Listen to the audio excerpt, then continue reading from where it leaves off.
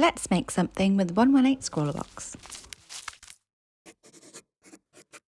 Hey Scrawlers, I'm Kat from ScrawlrBox and welcome back to another video.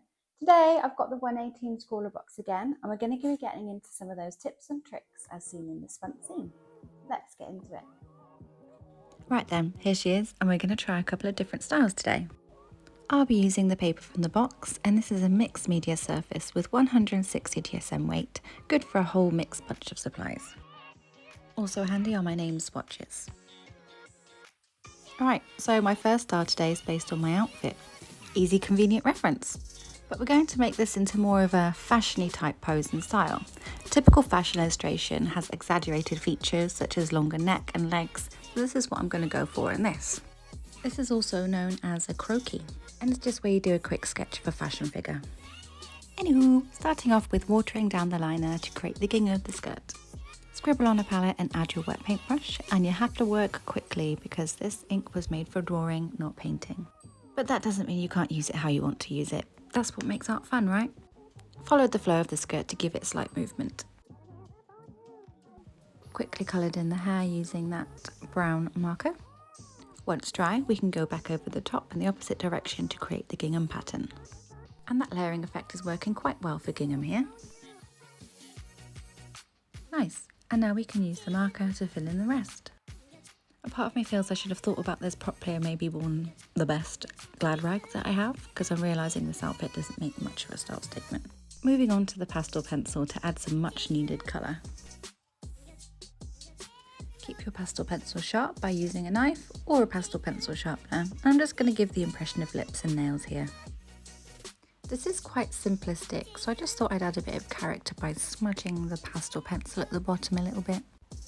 I'm the kind of person that likes to make marks and squiggles everywhere, so this was just adding a tiny bit of me to it without going too over the top, because this isn't supposed to be that expressive. Having said that, I decided it also needed a background, so I'll be using the bullet nib of the Lyra marker. Using my swatch sheet just to reference I'm using the correct colour pink in my brain. And to fill the background I use small uniform dashes just to add a bit of visual interest. Style 1 complete, and I'm going to move on to option 2, and this one is more inspired by a featured artist and it allows for a more expressive illustrative style.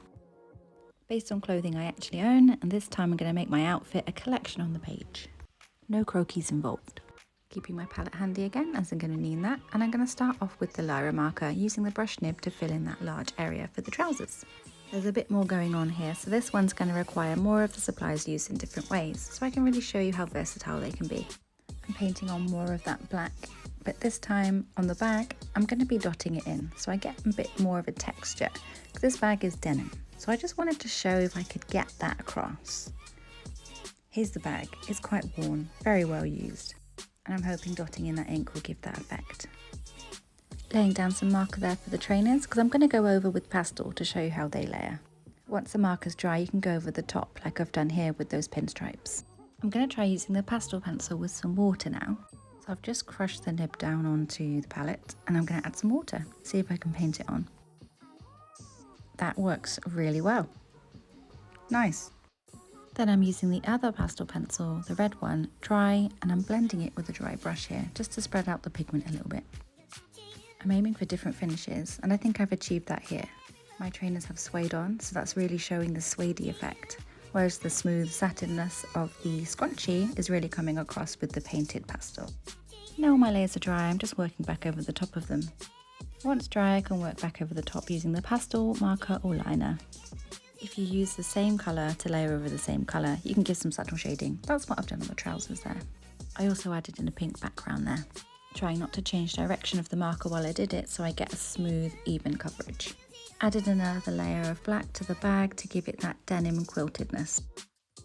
I personally found this option a bit more fun to work with. It allowed me to experiment a bit more. Although who's to say you can implement the same techniques into the other style? Maybe I'll go back to that one day. Just adding in some finishing touches here with the pastel pencils. Keeping this fun and adding more visual interest, I've used the darker pink to go around the edge with little stitch marks. And then I decided I didn't want a smooth background anymore. So I've literally gone back over the top with the same pink in different directions. This will leave streakiness on there and that's what I'm aiming for. I then decided I wanted those stitches to be a bit more prominent, so I've gone back over with the black. And then I wanted a bit more contrast with the top, so I've coloured it in black with the liner. And there we have 2 different styles to show your outfits. Which one do you prefer? And there we have it, just a few ways to use these supplies from the 118 ScrawlrBox. Hope you found this video useful. Until next time, keep scrawling! Thank you for watching, and make sure you like and subscribe if you want to see more stuff like this. We go through the box each month with different tips and tricks. And if you made it this far, give it a little stars emoji. Thanks then.